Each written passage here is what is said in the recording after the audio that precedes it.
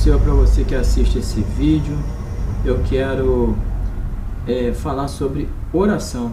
Oração é um tema já meio fora de moda nas igrejas atualmente. Se fala sobretudo sobre prosperidade, sobre cura divina.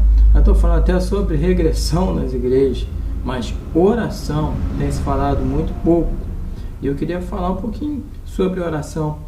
No Evangelho de Lucas, no capítulo de número 18, verso 1 ao verso 8, Jesus conta a parábola do juiz iníquo, o juiz incompassível, e diz que aquele juiz, mesmo não temendo a Deus, mesmo não se importando com ninguém, pela importunação, pela incomodação da viúva que lhe pedia que julgasse a sua causa, ele atendeu para que ela não viesse a incomodar mais. De tanto insistir, ela foi atendida.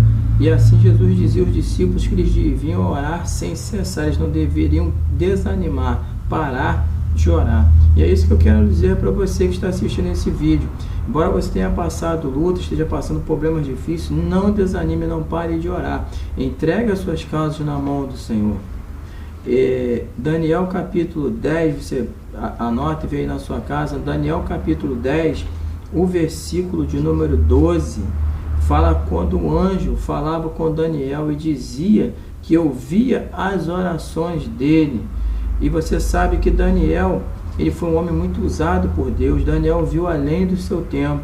Daniel viu acontecimentos que a nenhum outro homem tinha sido revelados. Daniel, no mínimo, orava 3 vezes por dia. Daniel era um homem de oração, atravessou 3 reinados, sendo figura importantíssima nos 3 reinados. Deus falava com ele, Deus ouvia as suas orações. Quando jogado na cova dos leões, Daniel saiu ileso. Eu quero dizer uma coisa para você, embora você esteja passando por momentos complicados, continue orando, continue entregando na mão do Senhor, porque a vitória ela é chegada. Naquela parábola do capítulo 18 de Lucas, Jesus diz que ainda a bênção virá depressa. Ele diz, o Senhor não vai demorar a atender, e vai atender. Às vezes a gente acha que está demorando, mas é no tempo de Deus. Se você abrir a sua Bíblia em Esdras, capítulo 8, o verso 23, ou analisar o capítulo 8, você vai ver que o povo precisava fazer uma travessia muito perigosa, com utensílios de valor que eram para a casa do Senhor. E por isso eles entregaram ao Senhor aquela viagem, e foram e voltaram, seguiram aquela viagem sem nenhuma dificuldade. Foram resguardados, foram seguros pelo Senhor.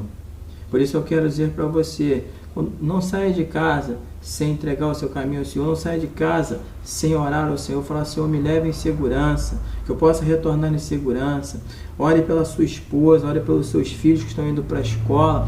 Não deixe de orar. Os dias são maus, o mundo está muito perigoso. Se você abrir qualquer site agora de notícias, a maioria das notícias estarão ligadas à violência. Niterói e São Gonçalo estão extremamente violentos. Então você não pode deixar de orar, você não pode sair de casa sem entregar ao Senhor aquele caminho que você deseja ir. Entregue ao Senhor, ore ao Senhor, não saia de casa sem orar. Outra passagem bíblica nesse contexto de oração, Atos dos Apóstolos, capítulo 10, versículo 28 ao 31. A oração ela atrai a presença de Deus para dentro da nossa casa. Aqui a palavra de Deus fala sobre um homem chamado Cornélio, um homem que tinha uma vida de oração, embora ainda não conhecesse Jesus Cristo, mas esse homem é de oração.